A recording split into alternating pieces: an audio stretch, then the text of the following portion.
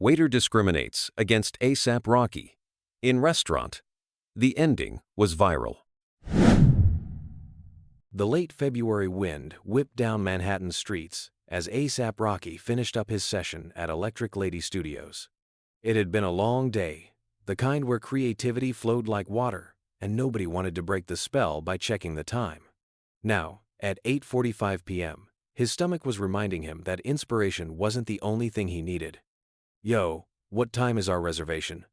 Rocky called out to his manager John, who was packing up his laptop in the corner of the studio. 9:30 at Giovanni's, John replied, glancing at his phone. "We still got time, but we should head out soon. Traffic's looking rough on 6th. Rocky nodded, scrolling through the rough mixes they'd laid down today. 6 new tracks, each one feeling like it could be something special. His childhood friend Dex was sprawled on the studio couch, already ordering their Uber Black. "Man, I am starving," Dex said, stretching. "Been watching you lay down verses for 10 hours straight, my stomach thinking my throat got cut." Rocky laughed, the sound echoing off the studio's wooden panels. "You ain't even doing nothing but playing on your phone all day." "I am providing moral support, my brother. That's a full-time job with your perfectionist ass." Rocky's cousin Marcus, who'd been quiet most of the session, looked up from his phone. "Giovanni's better be worth these prices, man. I just looked at their menu. $48 for pasta? They better have gold flakes in it or something." "Trust me," John interjected, shouldering his bag. "Best Italian spot in the city. They got 3 Michelin stars. Even tried to keep it quiet when Beyoncé tried to book last month, said they were full up. Place is beyond exclusive." Rocky ran a hand over his braids, checking his reflection in the studio glass. The burgundy Bottega Veneta suit he'd worn to meetings earlier still looked crisp, thank God. "How'd you even get us in?" John grinned. "Had to name drop a little. Told them ASAP Rocky wanted to try their famous truffle risotto. Amazing how quick they found a table after that." The Uber pulled up outside the studio, and the crew made their way down the narrow stairs. The driver's eyes widened slightly in recognition when Rocky slid into the back seat, but he kept it professional, just a quick good evening before pulling into traffic. "You see the game last night?" Dex asked, breaking the comfortable silence in the car. "Knicks finally looking like they got some fight in them." "Man, don't even start," Marcus groaned. "I had money on the Celtics." "That's your problem right there," Rocky chimed in. "Always betting against New York. Bad karma." The conversation flowed easily as they wound through Manhattan's glittering streets. These were the moments Rocky cherished most, just being regular with his people, no cameras, no pressure, no image to maintain. The car turned onto a quieter street, lined with elegant restaurants and high-end boutiques. "This the spot?" Rocky asked as they pulled up to an understated storefront. Unlike the flashier establishments nearby, Giovanni's announced itself with nothing more than a small brass plaque and warm light spilling from its windows. Inside, the restaurant hummed with the quiet energy of old money and power. Crystal chandeliers cast a soft glow over dark wood panels and white tablecloths. The host, a young woman in a perfectly tailored black dress, looked up from her podium with practiced poise. "Good evening. Welcome to Giovanni's," she said smoothly, then paused as recognition flickered across her face. "Ah, Mr. Mayers, we're delighted to have you joining us tonight." Rocky nodded politely, noticing how conversations at nearby tables dimmed slightly as other diners recognized him. He was used to it by now, the subtle shift in energy when he entered a room, the whispers, the discreet phone cameras. What he wasn't used to was the look that crossed their waiter's face when the host led them to their table. The waiter, a middle-aged white man with grained temples and wire-rimmed glasses, had been arranging place settings at a nearby table. As the host approached with Rocky's group, his hand stilled. Just for a moment, but long enough for Rocky to catch the slight tightening around his eyes, the almost imperceptible downturn of his mouth.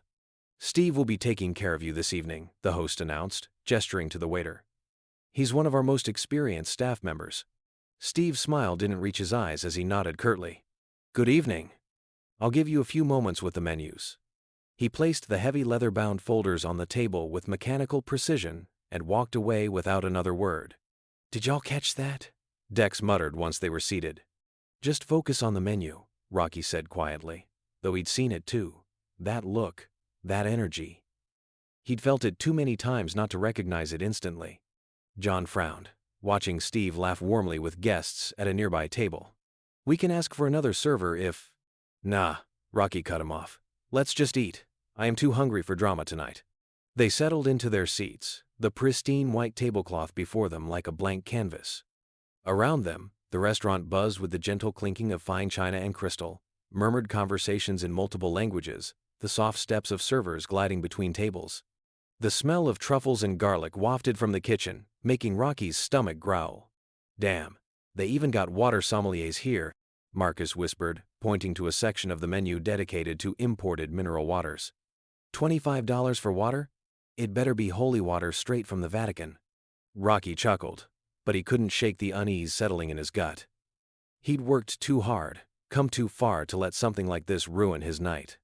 But as the minutes ticked by with no sign of their waiter returning, while Steve attended to every other table in their section with obvious enthusiasm, the message was becoming clear. "How long we gonna sit here without even water?" Dex finally said, his voice tight with controlled anger. "Everyone else got bread, water, the whole welcome wagon. We just supposed to sit here looking pretty?" "Give it a minute," Rocky said, though he'd been counting too. 7 minutes since they sat down. No water, no bread, no waiter returning to take their drink orders. Around them, other tables were being served with flourish and attention, wine being poured, specials being described in loving detail, warm smiles, and casual banter flowing freely. Finally, after what felt like an eternity, Steve approached their table again. His posture was rigid, his smile fixed and cold. "Have you had a chance to look at the menu?" Before anyone could respond, he continued rapidly. "The specials are listed on page 2. I'll give you more time to decide." And just like that, he was gone again. "Did he just?" Marcus started. "Yeah, he did," John finished, his jaw tight. "Didn't even ask if we wanted drinks. Didn't explain any of the specials like he did for every other table. Just dropped that attitude and bounced." Rocky took a deep breath, smoothing his napkin across his lap with deliberate care. He'd been in this situation before, too many times to count. Fine dining establishments where the staff saw his skin before his success. High-end stores where security followed him even while he spent thousands. 5-star hotels where staff couldn't find his reservation. "We could leave," Dex suggested quietly. "Plenty of other spots would love to have us." Rocky shook his head. "Nah, we got just as much right to be here as anybody else, and I hear that truffle risotto really is something special." He managed a small smile, trying to lighten the mood. "Besides, y'all know me. I am always hungry for more than just food." The others nodded, understanding what he meant. Sometimes the best response to disrespect was simply refusing to let it drive you away. Sometimes just sitting at a table you were never meant to sit at was its own kind of revolution. "All right then," John said, picking up his menu. "But I am documenting everything, just in case." "Just in case," Rocky agreed, though he hoped it wouldn't come to that. He really had just wanted dinner with his people, a celebration of a productive day, a moment of peace. But as he watched Steve lavish attention on the tables around them, while studiously avoiding eye contact with their corner of the dining room, he knew the night was headed somewhere else entirely. The question was, where exactly would it end? 5 more minutes passed, then 10. The empty water glasses sat accusingly on their table, while every other diner in their section sipped contentedly from crystal stems. The bread baskets that seemed to appear magically at other tables remained conspicuously absent from theirs. Rocky could feel the tension building in his companions, saw it in the way Dex's fingers drummed restlessly on the table, in how Marcus kept checking his phone like he was timing each slight, in the way John's eyes tracked Steve's every move through the dining room. "Maybe we should," Marcus started to suggest, but Rocky held up a hand. "Wait," he said softly, his eyes fixed on something across the room. Steve was approaching again, this time carrying a tray of wine glasses.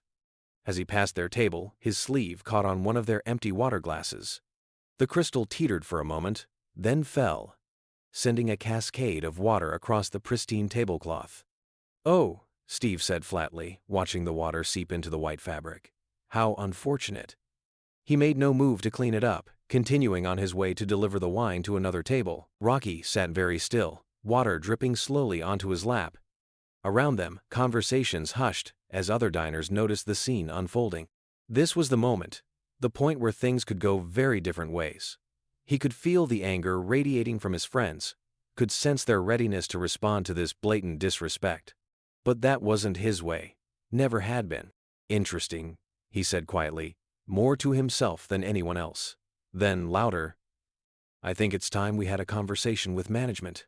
Don't you agree, Steve?" The night was young, and this was only the beginning. But as Rocky caught Steve's eye across the dining room, he knew one thing for certain. This dinner was about to become about much more than just food. The tension in the air was thick enough to cut with one of Giovanni's sterling silver butter knives. A young couple at the next table tried to look busy with their phones, but Rocky could see them sneaking glances. An elderly woman in expensive pearls pressed her lips together disapprovingly, though whether at Steve's behavior or their presence, Rocky couldn't tell. "Yo, you really just gonna leave this water here?" Dex called out, his voice carrying just enough to make several nearby diners shift uncomfortably in their seats. Steve pretended not to hear, continuing to pour wine at another table with exaggerated care. "Let me handle this," John said, already pulling out his phone.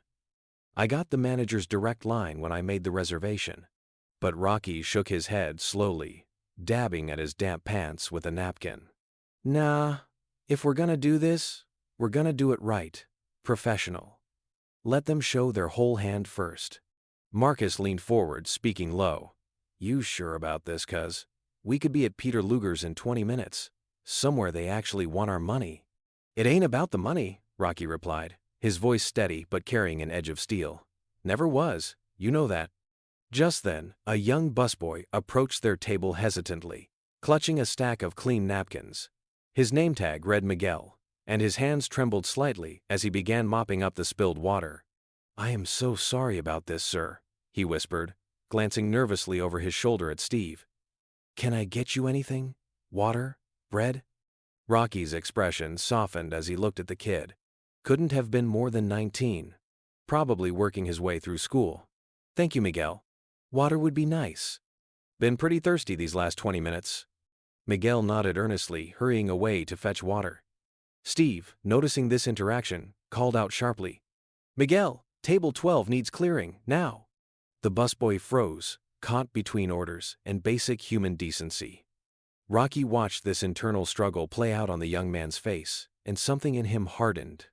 It was one thing to disrespect him. He'd dealt with that his whole life. But dragging this kid into it? Making him choose between doing what's right and keeping his job? "It's cool, Miguel," Rocky said, loud enough for everyone nearby to hear. "Do what you gotta do. We'll wait for Steve to remember we exist." Steve's back stiffened at these words, but he didn't turn around. Instead, he began explaining the wine list to another table in painstaking detail, his voice carrying artificially loud through the dining room. "Did you know," he was saying to the middle-aged couple hanging on his every word, "that our wine cellar houses over 3,000 bottles? Each one personally selected by our sommelier. Man's really out here acting like he's auditioning for a wine documentary," Dex muttered, shaking his head. The minutes crawled by. The water on the tablecloth had soaked through completely now, creating a dark stain that spread like a Rorschach test across the pristine white fabric. Still no water, still no bread, still no chance to order. A table that had been seated after them was already enjoying their appetizers, exclaiming over perfectly seared scallops and hand-rolled pasta. The smells, wafting over, made Rocky's stomach growl again, reminding him why they'd come here in the first place. "You know what the crazy part is?" he said suddenly, breaking the tense silence at their table. "I actually read about this place in some magazine last week. They said the chef spent 5 years in Italy learning to make pasta from some 90-year-old nonna in Tuscany. Said he sleeps in the kitchen sometimes, testing recipes all night. Man really loves feeding people, making them happy through food." He paused, watching Steve continue his performance at the other tables. Wonder what that nonna would think about all this. About someone deciding who deserves to enjoy her recipes and who doesn't. John nodded slowly, understanding where Rocky was going with this. "You thinking about having that conversation with the chef too?" "Maybe," Rocky replied, adjusting his cuffs. "But first things first. Think it's about time we—" He was cut off by a commotion near the kitchen. A tall, distinguished-looking man in an expensive suit was making his way through the dining room, followed by an elegant woman in a black blazer.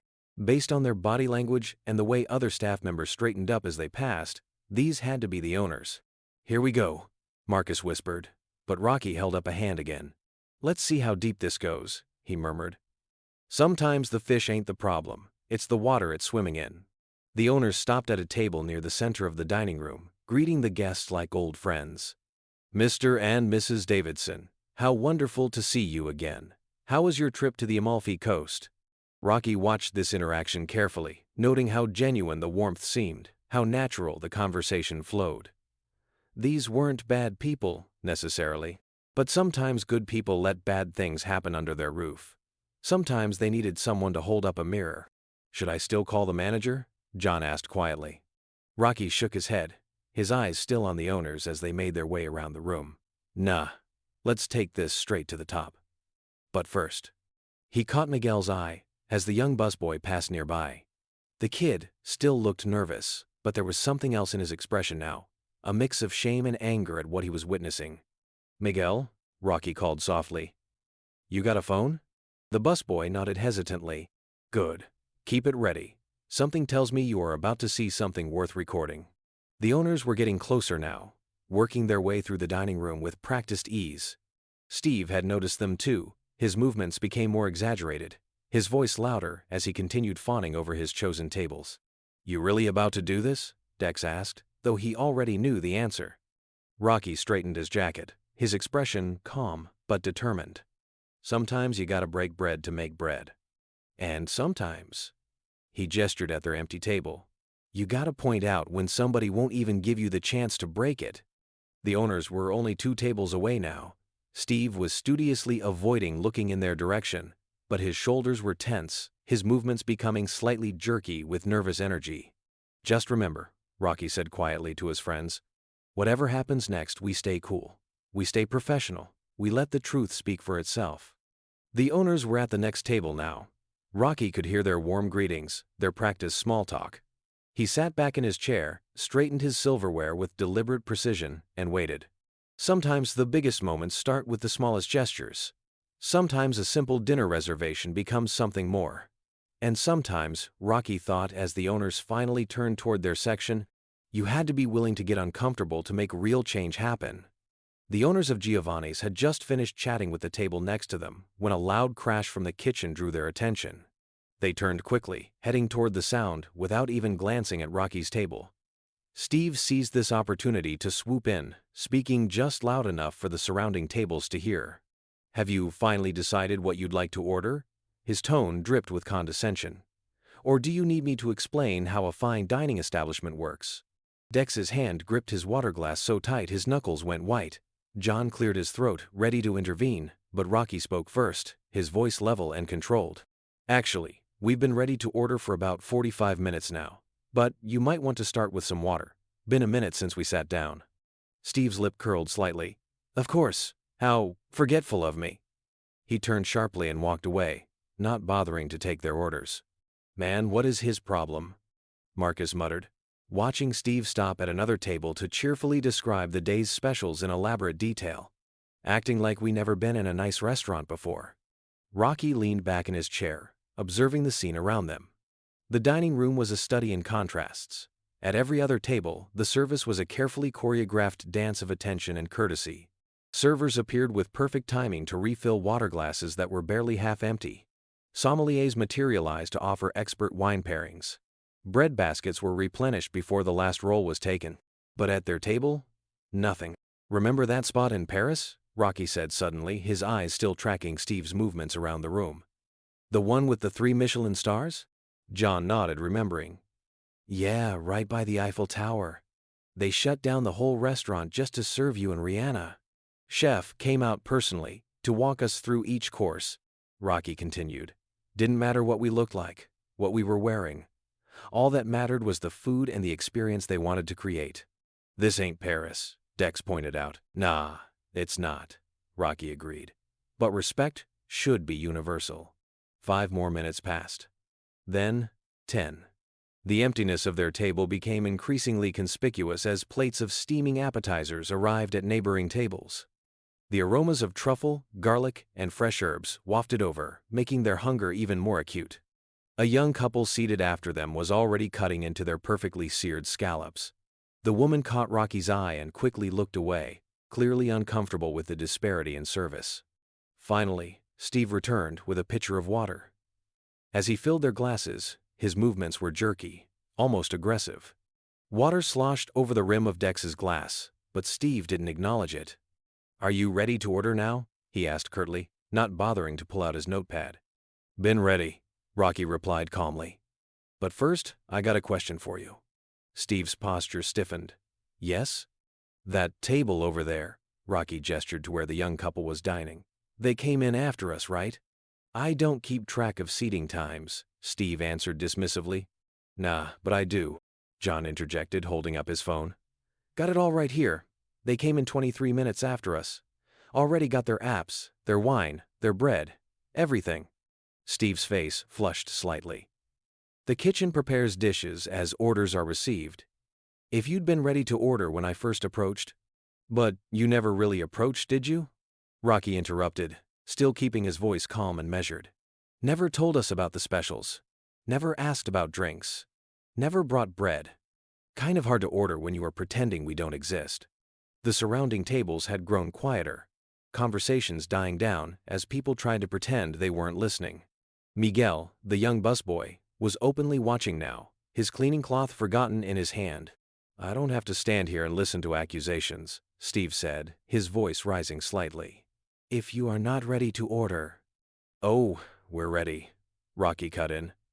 "I'll take the truffle risotto, medium rare steak on the side, and maybe a side of basic human respect if you got that in the kitchen."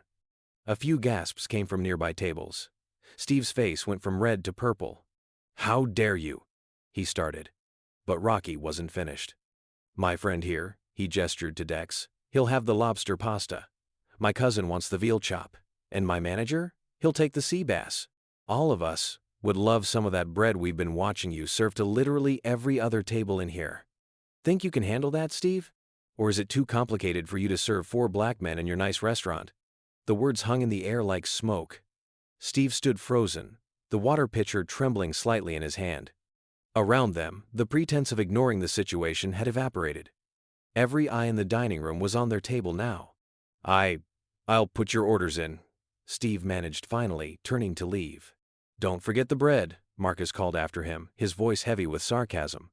As Steve disappeared into the kitchen, Rocky noticed Miguel slipping away too, phone in hand. The kid had been recording the whole exchange. Good. Sometimes these things needed documentation. "You really think they're gonna spit in our food?" Marcus asked quietly. Rocky shook his head. "Nah, that's not his style. He's the type that thinks he's too classy for that. He'll probably just make us wait another hour, hope we get fed up and leave." "We ain't going nowhere," Dex declared firmly. "Damn right we're not," John agreed, still making notes on his phone. "Been documenting everything. Times, interactions, differences in service. Building a case just in case we need it." Rocky nodded thoughtfully. "Might need it sooner than you think, because this right here," he gestured at their still empty table. "This is just the beginning." As if on cue, Steve emerged from the kitchen. Instead of heading to their table, he began a lengthy conversation with diners at the far end of the room, gesturing animatedly as he described what appeared to be the entire wine list from memory. "Man really out here doing a whole TED Talk about wine just to avoid bringing us bread," Marcus observed, shaking his head. "Notice how he keeps looking over here, though?" Rocky pointed out. "Every few seconds, like he's waiting for us to get mad, to cause a scene." "That what he wants?" Dex asked. "That's what they always want," Rocky replied softly. "Give them an excuse to say they were right about you all along. But we're not going to give him that satisfaction." Instead, Rocky pulled out his phone and began scrolling through his social media. His latest post, a photo from the studio earlier that day, had already racked up millions of likes. Comments poured in from fans around the world, speaking multiple languages but all sharing love. The contrast between his global influence and his treatment here in this restaurant wasn't lost on him. "You know what's crazy?" he said, putting his phone down. "In a few hours I could post about this place. One post. That's all it would take. They'd probably have to shut down for weeks just to deal with the backlash." "So why don't you?" Marcus asked. "Because that's too easy," Rocky replied. "That's just more division. More anger. Sometimes you gotta be willing to sit in the uncomfortable moment. Let it teach you something. What's it teaching you right now? John asked, curious. Rocky watched as Steve continued his performance across the room, now demonstrating the proper way to taste wine to an elderly couple who seemed more interested in the drama unfolding at their table. Teaching me that some people are so comfortable in their bias they don't even try to hide it anymore. Teaching me that sometimes the best way to fight back is to simply refuse to leave. To occupy spaces they don't want you in. To stay calm when they want you to get angry. He paused as a server, not Steve, hurried past their table carrying a tray of elaborate desserts. But mostly, it's teaching me that we still got a long way to go, even in New York, even in 2025, even with all the success, all the money, all the fame. Some people still just see what they want to see. The others nodded solemnly. They'd all been here before, in one way or another. Different restaurants, different stores, different hotels, but always the same story. Finally, after what felt like an eternity, Steve approached their table again. In his hands was a basket of bread that looked noticeably smaller than the ones on other tables. He placed it down without a word and turned to leave. "Steve," Rocky called after him. The waiter paused but didn't turn around. "You forgot the butter." For a moment, it seemed like Steve might ignore them again. But then he turned, his face a mask of barely contained contempt. "Right away," he said through clenched teeth. As they watched him stalk away, Dex leaned forward. "You really gonna let him keep serving us? After all this?" Rocky's eyes narrowed slightly as he watched Steve aggressively grab a butter dish from the service station. "For now," he replied. "But something tells me this butter's gonna be the last straw." He wasn't wrong. None of them could have predicted exactly what was about to happen. But they all felt it coming. The tension in the room was like a rubber band stretched to its breaking point. All it would take was one more pull. Steve returned with the butter, practically throwing it onto their table. The china plate clattered against the wood, causing several nearby diners to jump. "Your food will be out shortly," he announced flatly, then added with barely concealed disdain, "assuming you are still planning to stay." "Oh, we're staying," Rocky replied, maintaining his composure. "In fact, we might even order dessert. Heard your tiramisu is famous." Steve's eye twitched. Before he could respond, a commotion near the kitchen drew everyone's attention. The chef had emerged, greeting tables and checking on dishes. He was a tall Italian man with salt and pepper hair, his white coat pristine despite the busy evening. "That's Giorgio himself," they overheard a woman at the next table whisper excitedly to her companion. "He rarely comes out during service." The chef moved from table to table, his passion for his craft evident in every animated conversation about his dishes. The genuine warmth of his interactions made Steve's behavior stand out even more starkly. "Watch this," Rocky murmured to his friends. "Bet our man Steve tries to keep the chef from reaching our table." Sure enough, as Giorgio approached their section, Steve intercepted him, speaking rapidly in hushed tones while gesturing toward another table. The chef nodded, allowing himself to be redirected to a group of diners who had nearly finished their meal. "Smooth," Dex commented sarcastically. "Real smooth." "Man's working overtime to keep us isolated," John observed, still taking notes on his phone. "This is beyond regular prejudice. This is some orchestrated stuff." Rocky broke off a piece of bread, noting how it felt slightly stale compared to the fresh, warm loaves he'd seen delivered to other tables. "You know what's wild? In all my travels, all the fancy restaurants around the world, I've never seen someone work this hard to make people feel unwelcome. Usually they at least try to hide it better." "Maybe that's the silver lining," Marcus suggested. "At least he's showing his whole self, no pretense." "True," Rocky nodded. "Makes it easier to address when it here is no deniability." The minutes crawled by. They watched as tables seated after them received their main courses, each presentation accompanied by Steve's elaborate descriptions and solicitous attention. The contrast was becoming impossible for even casual observers to ignore. An elderly white couple at the next table caught Rocky's eye. The woman leaned over and whispered, just loud enough for them to hear, "This is shameful, simply shameful." Her husband nodded in agreement. "We've been coming here for 15 years, never seen anything like this." Steve must have noticed this interaction. because he suddenly appeared at their table, a forced smile plastered on his face. "Is everything to your satisfaction?" he asked the elderly couple, pointedly ignoring Rocky's table. The woman fixed him with a stern look. "Actually, no, it's not. I am quite disappointed in—" But before she could finish, Steve cut her off by loudly announcing, "Let me tell you about our special wine pairing for tonight." He proceeded to launch into an extended monologue about vintages, effectively drowning out any further criticism. "Man's got a PhD in deflection," Dex muttered. Rocky checked his watch. Nearly an hour had passed since they'd placed their orders. The breadbasket sat mostly untouched. It was indeed stale, and their water glasses were empty again. Around them, the dining room had settled into a strange tension, like everyone was watching a play but trying to pretend they weren't. "Should we say something about the wait?" Marcus asked. "Nah," Rocky replied. "Let's see how far he's willing to take this."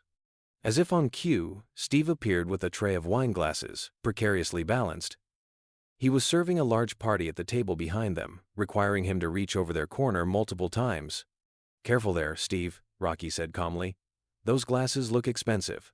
Steve's hands trembled slightly, either from anger or nervousness. He was performing an awkward dance now, trying to serve the other table while maintaining his pretense of ignoring them.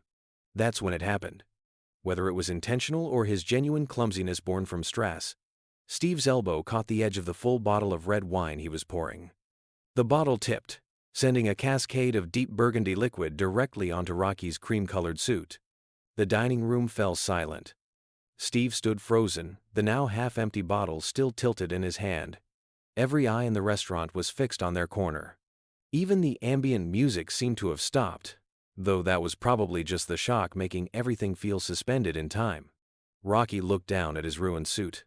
A $12,000 Bottega Veneta piece he'd worn to meetings earlier that day. The wine spread across the fabric like a Rorschach test. A dark stain that there would be no explaining away. Just like there would be no explaining away what had led to this moment. "Oh my," Steve said, his voice dripping with artificial concern. "How unfortunate. Let me get you a napkin." He made no move to actually get one. Dex half rose from his chair, but Rocky placed a hand on his arm. The movement was calm, deliberate. When he spoke, his voice carried clearly through the silent restaurant. "You know, Steve, I've been trying to figure something out all night." Steve's fake concerned expression flickered. "I am sure I don't know what you mean. Been trying to understand if you are this way because you are afraid of me, or because you are angry that you are supposed to serve me." More silence. Someone's fork clattered against a plate somewhere in the distance. "I don't have to stand here and listen to," Steve began, but Rocky cut him off. "Actually, you do. Because what's about to happen next depends entirely on your answer." The tension in the room was electric now. Phones had appeared in hands throughout the dining room, their camera lenses glinting in the soft lighting. Miguel, the busboy, had abandoned any pretense of working and was openly recording from near the kitchen door. Rocky stood slowly, wine dripping from his ruined suit. The movement was smooth, controlled, almost elegant. Nothing like the aggressive gesture Steve had clearly been hoping to provoke all night. "So which is it, Steve? Fear or anger? Because I am curious about what makes a man work so hard to deny another man's humanity." The wine bottle trembled in Steve's hand.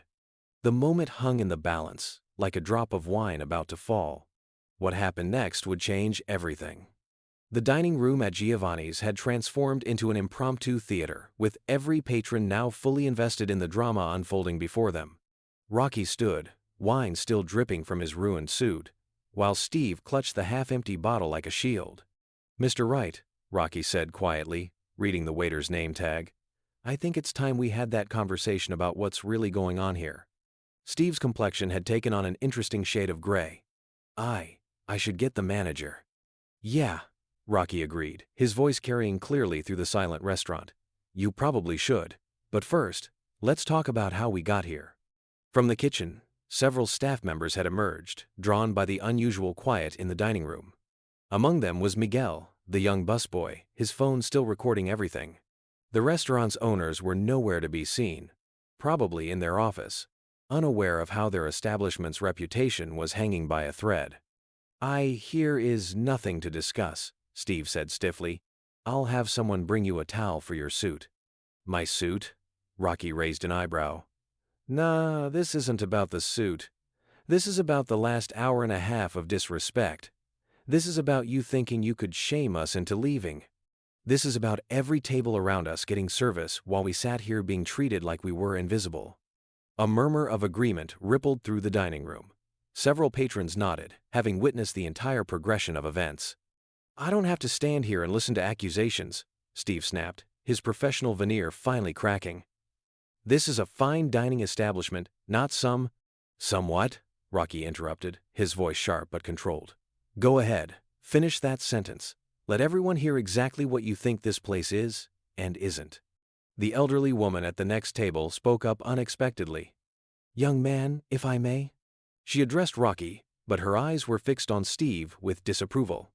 My husband and I have been coming here for 15 years. We've never seen such shameful behavior from any staff member. Steve's face flushed. Mrs. Davidson, I assure you. Don't assure me of anything. She cut him off. We've been watching this disgraceful display all evening. The way you've treated these gentlemen, it's beneath this restaurant and beneath this city. John had pulled out his phone, still documenting everything. Got it all right here. Every minute, every forgotten water refill, every table served before us despite being seated after. Every time you walk past without acknowledging us. I need to get the manager, Steve said again, starting to back away. Before you do that, Rocky said, I have a question for you. You see all these phones? He gestured around the dining room where dozens of devices were recording. You know who I am, right? You knew the moment I walked in. So tell me, what was your plan here? Steve's hands trembled slightly on the wine bottle. Did you think I'd get angry? Make a scene? Give you an excuse to call security? Because I've been watching you all night, Steve. Watching you serve every other table with a smile while treating us like we were nothing. Watching you try to hide it behind that professional act. But here is what you don't understand. Rocky took a step closer, his voice low but intense. I've been dealing with people like you my whole life. People who see the color of my skin and make assumptions. People who think success and money and fame somehow haven't earned us the right to sit at their tables. And you know what I've learned? The silence in the restaurant was absolute now. Even the kitchen had gone quiet, staff members crowding the doorway to watch. I've learned that the best way to handle people like you is to let them show themselves, to stay calm while they get nervous, to stay professional while they get sloppy, to let them keep digging until they can't deny what they've done. Steve's professional mask had completely crumpled now. You don't understand. This isn't about. I never. Never what? Rocky pressed. Never meant to make it so obvious? Never expected to be called out? Or never thought you'd have to face the consequences? Just then, the kitchen doors burst open and a woman in a sharp black blazer rushed out. Sophie Chen, the restaurant manager, took in the scene with wide eyes. The wine-stained suit, the silent dining room, the forest of recording phones. What is going on out here? She demanded. Perfect timing, Rocky said. I think Mr. Wright here was just about to explain why he's spent the last 90 minutes treating me and my friends like we don't deserve to be in his section. Sophie's eyes darted between Rocky and Steve. I don't understand. What do you mean? Show her the video. Rocky nodded to John, who immediately stepped forward with his phone. I've documented everything, John explained professionally. The timestamps, the service disparities, the comments. Everything leading up to this moment when he accidentally spilled wine all over my client's suit. Sophie's face drained of color as she watched the video evidence. Around them, other diners began speaking up. It's true, called out a man from 3 tables over. We've been watching it all evening. Disgraceful behavior. They never even got their food, added another voice. Been sitting here with empty glasses while everyone else got served. Steve had begun to back away, but Rocky's voice stopped him. Mr. Wright, he said, his tone surprisingly gentle. I need you to understand something. This isn't how I wanted to spend my evening. I came here for the food. For the experience, everyone says, is so special. I came here because talent and hard work have given me the means to eat wherever I want, and I chose your restaurant. He paused, letting the words sink in. But you decided I didn't belong here the moment you saw me. You looked at me and my friends and saw what you wanted to see. You didn't see the businessman, the artist, the Harvard Business School graduate. You just saw 4 black men who dared to sit at your tables. Sophie had seen enough. Mr. Wright, in my office, now. But Steve started to protest. Now. Her voice left no room for argument. As Steve turned to follow her, Rocky spoke again. One more thing. Everyone froze. I want you to know something. Tomorrow, this video's probably going to be everywhere. People are going to be angry. They're going to call for boycotts, demand you be fired, maybe even want this place shut down. He looked around the elegant dining room, taking in the crystal chandeliers, the fine art on the walls, the white tablecloths now witness to this moment in history. But that's not what I want. What I want is for you to understand why what you did was wrong. I want you to face it, really face it, and think about how you can be better. Because this isn't just about me or this restaurant. It's about every person who's ever been made to feel less than human because of how they look. The elderly woman who had spoken up earlier dabbed at her eyes with a napkin. Several other diners nodded solemnly. So what do you want to happen here? Sophie asked, her voice tight with controlled anger. Rocky straightened his wine-stained jacket. I want to speak with you, Mr. Wright, and the owners, in private. Because what happens next isn't about punishment, it's about change. Miguel, still recording by the kitchen door, couldn't help himself. Man, this is like some next-level wisdom right here. A few nervous laughs broke the tension. Rocky smiled slightly. Sometimes, he said, looking directly at Steve, the hardest conversations are the ones we need most. So what do you say, Mr. Wright? Ready to have that conversation? The entire restaurant seemed to hold its breath, waiting for Steve's response. The moment stretched out, heavy with possibility and the weight of choices that would echo far beyond these walls. What happened next would not only change Steve's life, but would become a viral moment that sparked discussions about prejudice, power, and the possibility of redemption in unexpected places. The stage was set, the cameras were rolling, and in a high-end restaurant in Manhattan, a confrontation about a ruined suit was about to become something much more significant, a lesson about humanity that millions would soon witness. Steve looked around the dining room, seemingly noticing for the first time how many witnesses were present, how many phones were recording. His shoulders sagged slightly. My office, Sophie repeated firmly. All of us. As they made their way toward the back of the restaurant, the elderly woman who had spoken up earlier reached out and touched Rocky's arm gently. Show him a better way, young man, she said softly. Sometimes people can surprise you if you give them the chance. Rocky nodded, appreciating the wisdom in her words. Behind him, he could hear Dex talking to John.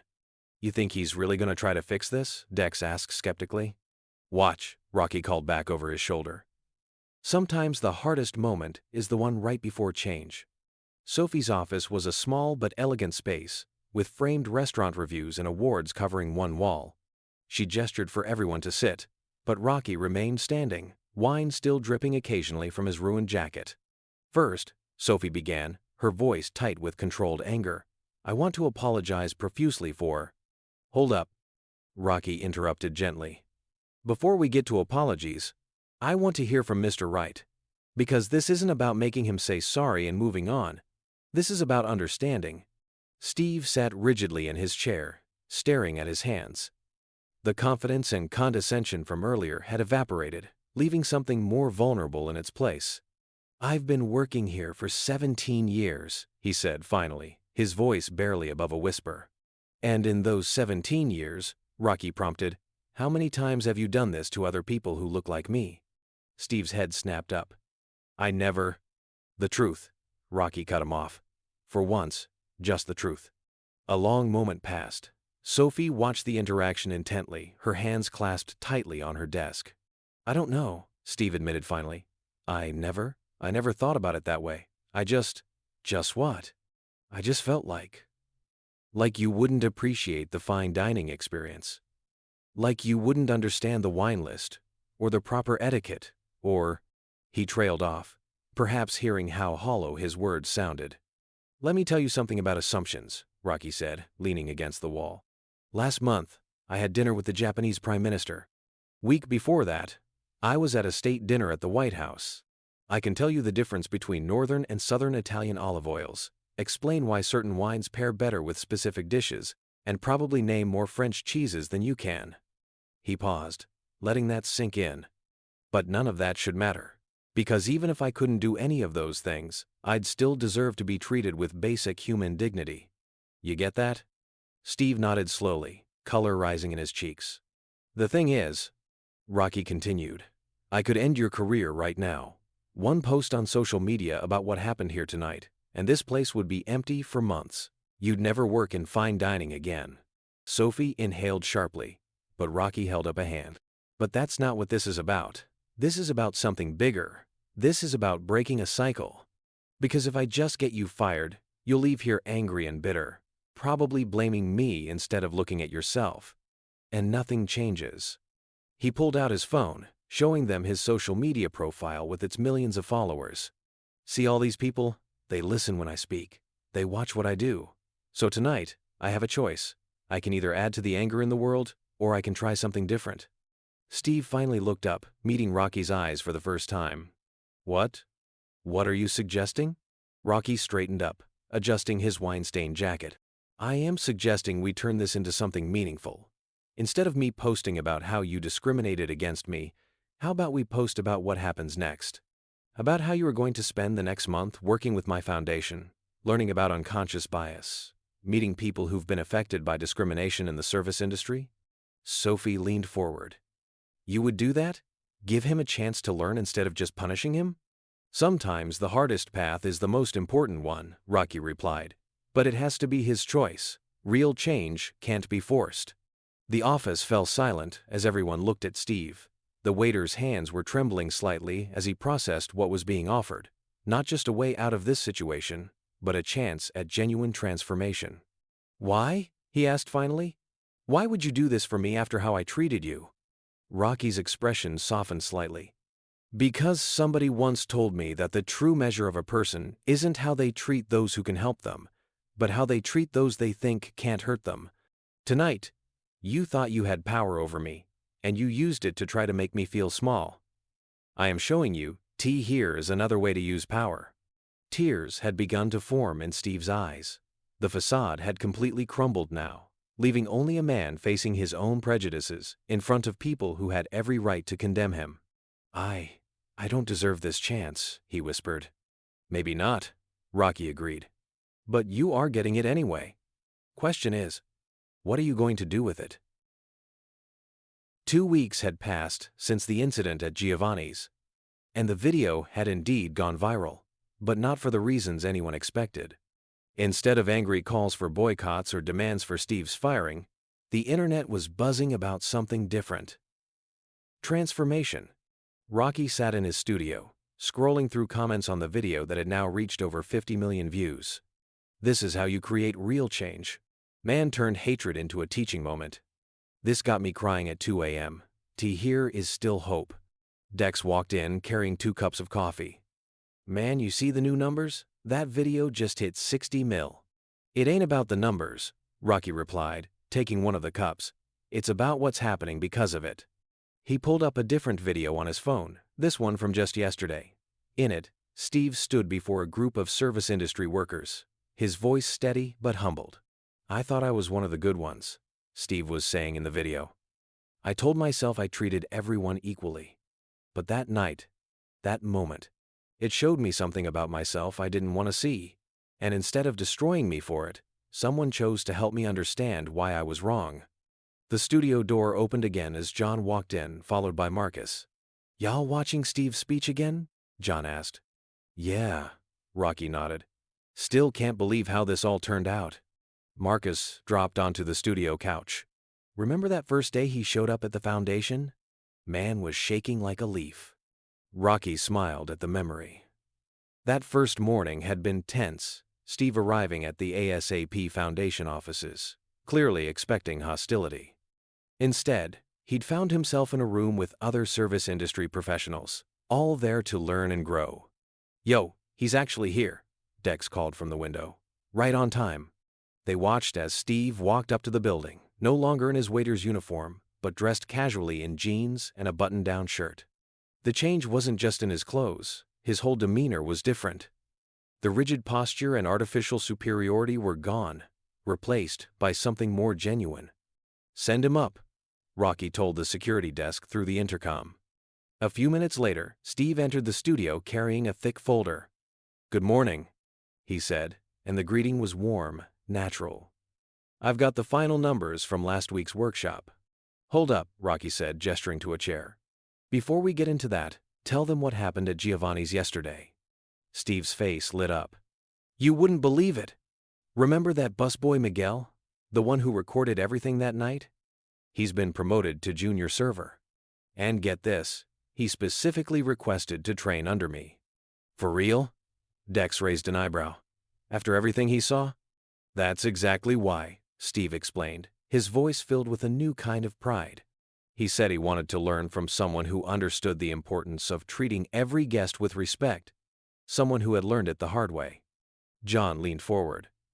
"And the owners? They're still on board with the training program?" "More than on board," Steve replied, opening his folder.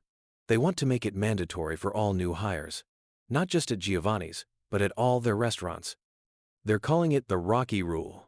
Every employee has to go through bias training and cultural sensitivity workshops before they can interact with guests." Rocky shook his head, smiling. "Man, when I walked into that restaurant that night, all I wanted was some good Italian food. Never thought it would turn into all this." "Can I say something?" Steve asked, his voice becoming more serious. "Something I've been wanting to tell you all?" The room quieted. Even the usual studio bustle seemed to pause. "That night, when you had every right to be angry, every right to destroy my career and the restaurant's reputation, you chose something harder. You chose to see me as someone who could change, who could learn. And that—" He paused, collecting himself. "That changed everything. Not just for you," Marcus pointed out.